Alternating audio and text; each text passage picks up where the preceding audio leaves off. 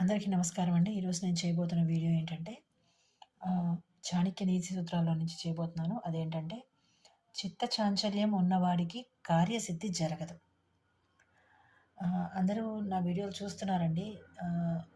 Like చేస్తున్నారు. Subscribe కూడా చేసుకోండి. అలా సబ్స్క్రైబ్ చేసుకోవడం వల్ల నా వీడియో ఇంకొంతమందికి షేర్ అయ్యే అవకాశం ఉంటుంది. లేట్ చేయకుండా వీడియోలోకి వెళ్ళిపోదామండి.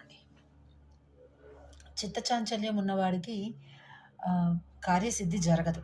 అవునండి. చిత్తచాంచల్యం అంటే జనరల్‌గా మన పాత రోజుల్లో పిచ్చి అని చెప్పుకునేవాళ్ళు. పిచ్చివాళ్ళని చూసి వీడికి చిత్తచాంచల్యం ఉందా ఏమిటి అనేవాళ్ళు.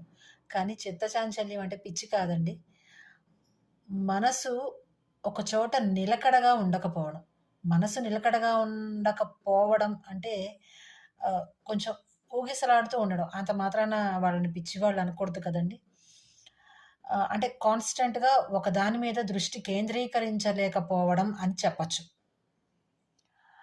అలాంటి వాళ్ళకి ముందు కాన్సంట్రేషన్ కోసం ఏదైనా ఒక వ్యాపకం ఉండాలి. ఆ వ్యాపకం తర్వాతే వాళ్ళేదైనా వేరే పనులు చేసుకోవడానికి ఆస్కారం ఉంటుంది. అదే ఇప్పుడు మనం దీన్ని చిన్న పిల్లలకి అన్వయించుకోవచ్చు. కొందరు పెద్దలకు కూడా అన్వయించుకోవచ్చు. కాకపోతే ఇప్పుడు మనం చేస్తున్న ఈ వీడియో పిల్లల కోసమే కాబట్టి ఆహ్, పిల్లలకే అన్వయించుకొని చెప్పుకోవాలి. కొంతమంది పిల్లలుంటారండి. కొందరు ఆకతాయిలు ఉంటుంటారు.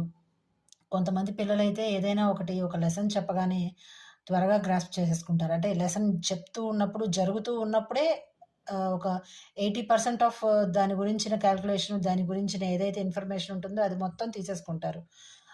ఇంకొక 10% కలుపుకొని పిల్లలెలా ఉంటారంటే ఆహ్, అది ఒకసారి ఎగ్జామ్స్ టైమ్‌లో రివైజ్ చేసుకొని అలా అండ్ లెసన్ అయిపోయిన తర్వాత రివైజ్ చేసుకోవడం అట్లా ఉంటారు కొందరు. ఇంకొందరేంటంటే పాపం ఇలా మనం చెప్పుకున్నాం కదా! చిత్తచాంచల్యం ఉన్నవాళ్ళు ఏది సాధించలేరని.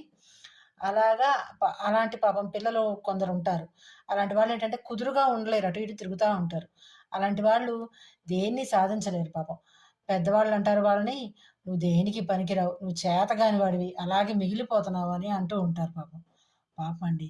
అలాంటి మాటలు పాపం పిల్లల్ని అనకూడదు. ఈ రోజుల్లో కొంచెం ఎంకరేజ్ చేస్తే వాళ్ళు కూడా ఇంకా అలాంటి వాళ్ళు మనం ఆహ్, దేన్ని కాన్సంట్రేట్ చేయలేరనుకుంటాం కానీ, వాళ్ళకి దేని మీద ధ్యాసుందో దాన్ని చిన్నప్పటి నుంచి గమనించడం వల్ల, వాళ్ళ ధ్యాస దేని మీద ఉందో దాని మీద వాళ్ళని దృష్టి పెట్టేలా చెయ్యగలిగితే, వాళ్ళు కూడా చాలా గొప్ప ఆహ్, విషయాల్ని వాళ్ళు కూడా గెలవగలుగుతారు. గొప్ప గొప్ప పనుల్ని వాళ్ళు కూడా చేయగలుగుతారు.